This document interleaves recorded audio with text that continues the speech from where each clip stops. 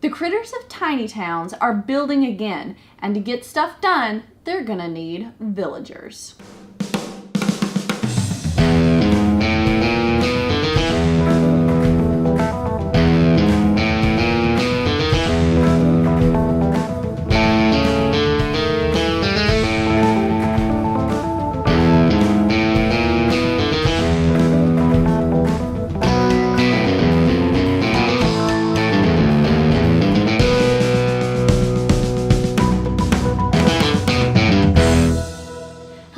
Welcome to Tantrum House Studio Awesome. I'm Katie. And I'm Ryan. In this video, we are reviewing the Tiny Towns Villagers expansion. We will cover how this expansion adds to and plays with the base game, and the other Tiny Towns expansion, Fortune. Villagers is for 1 to 6 players and doesn't really add any time to the base game, so still about 45 minutes to play. It does, however, add 6 lodge boards, 20 villager meeples, 18 new building cards, 5 new monuments, and a new mechanic with the villager cards. We're going to jump right into the Villagers expansion, so if you want to check out the base game, follow the link to that video. The setup for villagers is mostly the same, with the random draw for each type of building and monuments. There are also villager cards that now add some neat options. These will be 2 cards that are played in each game that anyone can use. Players will also be given 3 villager meeples to use during the game. These are placed out on each player's board at the beginning of the game. Placement here is key because you are trying to get a worker to be on the space where the last cube is placed for a building, and in the exact spot it will be built on. This is just as hard as it sounds. If a player manages to get the placement just right, and the villager is going to then be working in that building that you just built. It can be used towards activating the ability on one of the villager cards, and if you can't get a villager working on it, then it just moves to an open spot on the board in hopes that it will be working in the next building. After a villager is used to activate a villager card, it will be replaced on the board to start again. And this is basically how this game works. I mean, it doesn't really add a whole lot except for those mechanics that we just described, but you would be surprised at how hard it is to keep everything in mind as you're playing this expansion. Yeah, and trying to work it out so that, because there's only 2 villager cards in play, sometimes the way you want to use those cards and figuring out how to get your buildings down, they just don't jive with your overall strategy. So you really have to keep in mind everything that's going on the board. Yeah. One of the really neat things that I think this expansion adds to the base game and to the previous expansion is it adds options for placing down cubes of the color you want. So there are there's like a monument that gives you an option. These are like extra cubes. So you're like filling your town up faster is what I feel like. You've got monuments that give out extra cubes. You've got different villager cards that give out extra cubes. Some of the buildings that you use let you build pre-made buildings on different places on your board. So this expansion really feels like it's filling your board faster. Yeah, and although they can be very useful, the villager abilities, they aren't going to just totally revolutionize the way you play. You still have to focus on that overall strategy for what buildings you place when and what you're going to focus on. Also, when you place your workers, you're going to want to place them in such a way that you don't mistake them for buildings at first glance, because you may forget that that's actually an empty space that if you don't have a building on it yet. Yes, I have made that mistake more than once. I have a hard time looking at the board and seeing the villagers as an empty space where I can put resources and buildings, and I have more than once gotten to the end of a game and go, oh no, that's a villager and not a building.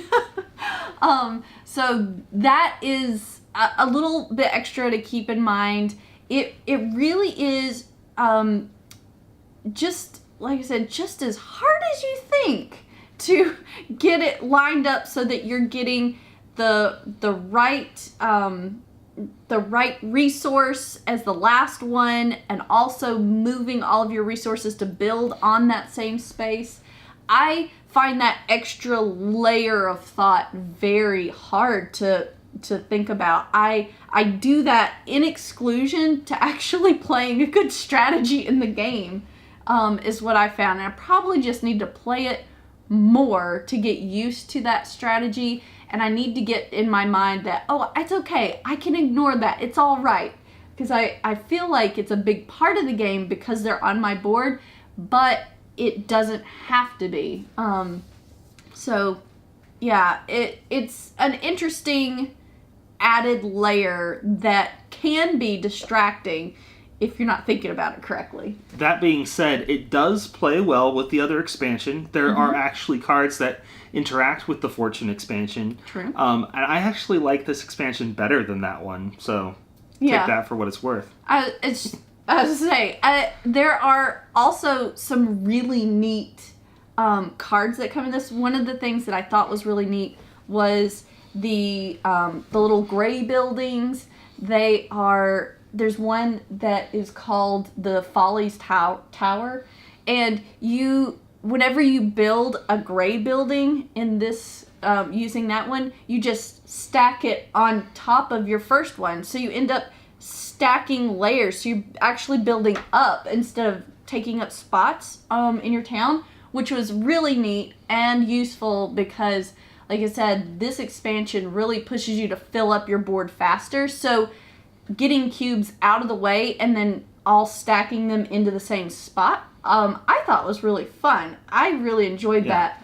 The catch to that is you are getting 1 point for each level, except for whoever has the most levels doesn't get any points.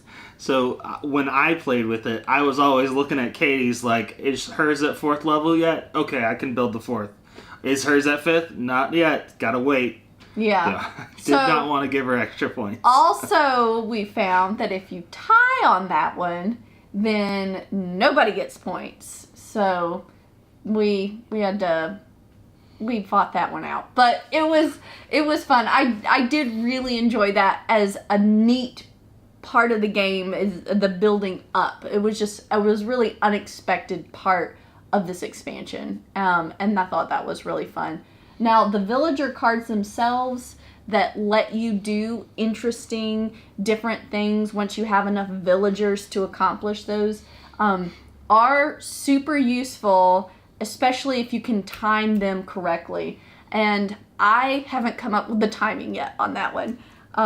I got to play this expansion with the guys over at AEG with their live video, and they were doing a much better job at balancing everything than I was. So I know it's possible, but it was just, it was hard for me to balance everything. The villager cards are really neat, though. They do have some really neat powers, and if you can get that synergized with what your monument is and what you're building out there, you can really do some really neat things.